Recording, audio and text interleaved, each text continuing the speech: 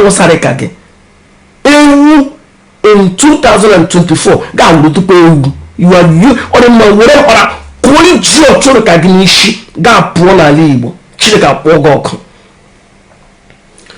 Chukwu existed. Chukwu, God, a caption, a terminology I need to refer to something that is higher or bigger than you. Chukwu, God.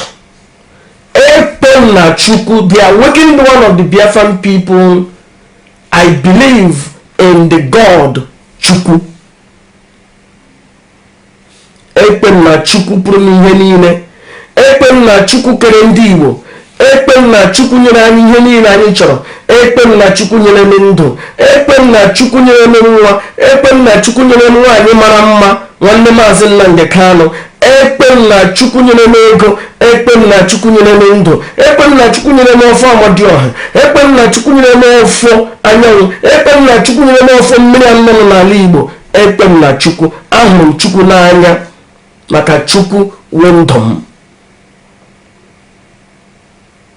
Ekwerem na Chukwu nyere anyị mmụọ na-akpọ ekwensu. Ekwerem na Chukwu nyere anyị Igbekala. Ekwerem na Chukwu nyere anyị Amadioha. Ekwerem na Chukwu nyere anyị Cameroons before ndị ọgọma hapụ ya bụrụ arụ Baịbụl akwụkwọ iberibe ndị ọcha butere. Ekwerem na udo. Ekwerem na ogbugbu. Ekwerem na mmụọ ndị ọzọ kara aka Igbekala, mmụọ ndị ọzọ. Ekwerem mmụọ ndị ọzọ na-echeta ha kara aka biko ka m na-echeta ha na-egbule m ke m kpọrọ ya kpụ ibe ha gbaa na gị nwoke ndị nwan akpọrọ aha mmụọ niile m n'ala Igbo. Ekwerem na Chukwu ndị Igbo, Chukwu kere nne. Ekwerem na Chukwu but garanti ewure ka gịnị Chukwu awụ ya kere ụwa idiot.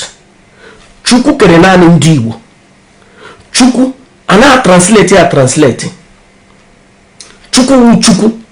Chukwu nne gị na English onwe ihe nne. Chukwu wu Chukwu. Chukwu wu mmụọ anyị gbakwutere mgbe anyị nọ na nsogbu. Chukwu wu mmụọ anyị gbakwutere mgbe anyị nọ n'ọrịa. Chukwu wu mmụọ anyị gbakwutere mgbe a na-achụ anyị ọsọ. Chukwu enye anyị ihe niile. Chukwu enye anyị ihe niile ndị Igbo chọrọ.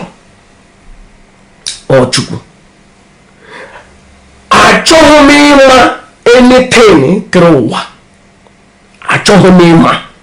And gị nwere onye Igbo dig into that thing, you are useless idiot. Ndị ọcha ga-eri gị ọnụ because you will not unravel it like the way I unraveled it, because you will useless idiot. You will be operating under the influence of the slave masters, but I unravel it in a way it's supposed to be, transcending the mind, understanding that this one is made of light, energy,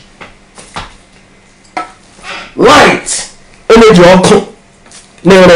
volton, energy. That energy is in everything. That's why no energy. Energy will light. That light will that which we call God. So give me mind that God, no one idiot to be in Israel, no one bastard they got no one the new wave, you idiots, because you get according to the perspective of your slave masters. You get according to the Egyptians. You get according to the Chinese. He gave according to the Indians, but he gave according to Ndewenani, Benobodogi, Wunlanage, Riegoro, Deapuki Beribe, Yegi, Domenegi, Gay Perini. But you pay him a canon and landlage. Are you not an idiot? Are you not an idiot? Are you not a useful idiot? Are you not a are you not a Cambianando? Are you not a idiot? Bamu doge baramelu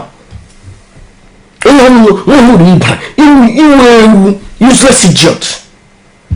You not unravel upon laying in America now and have a freedom of speech.